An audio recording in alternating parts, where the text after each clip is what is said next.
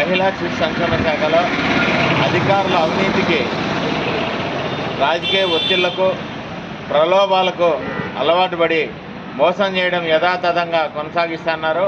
ఆ విధంగానే ఒక గిరిజన మహిళను చుండుపల్లె ఐసిడిఎస్ ప్రాజెక్టు సిడిపిఓగా పనిచేసే శశికళ పక్షిగా మోసం చేసి ఆమెకు అన్యాయం చేయాలని చూస్తుంది.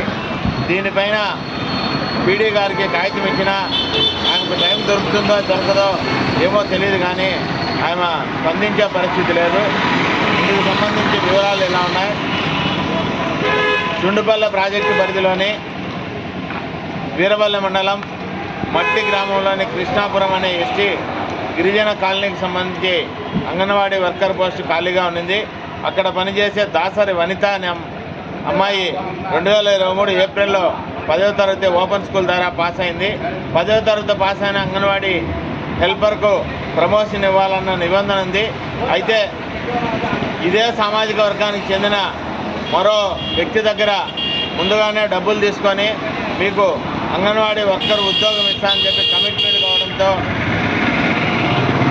అధికారులు పూర్తిగా ఆమెకు అనుకూలంగా ఉండే విధంగా దీన్ని అంగన్వాడీ వర్కర్లు సమ్మె చేస్తున్న కాలంలో నోటిఫికేషన్ వేశారు.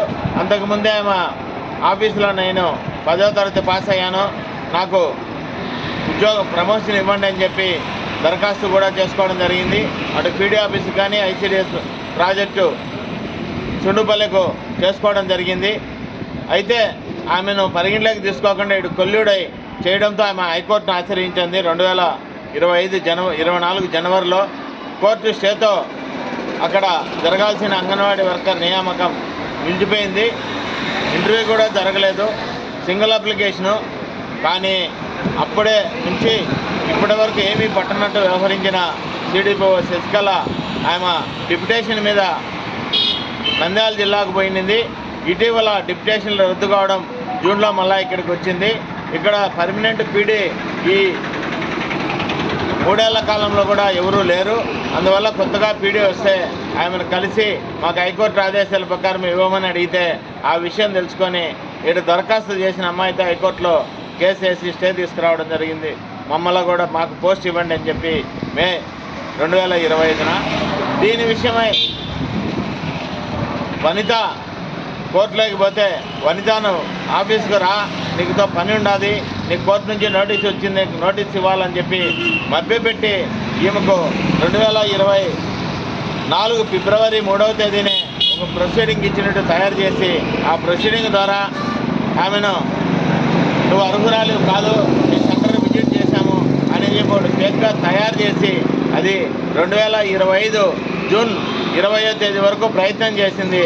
ఆమె కార్యాలయానికి రాకపోవడంతో జూన్ 21వ తేదీన 2025 అంటే సంవత్సరము 4 నెలల తర్వాత ఈ ప్రొసీడింగ్ను యథాతథంగా ఆమెకు రిజిస్టర్ పోస్ట్ ద్వారా పంపింది.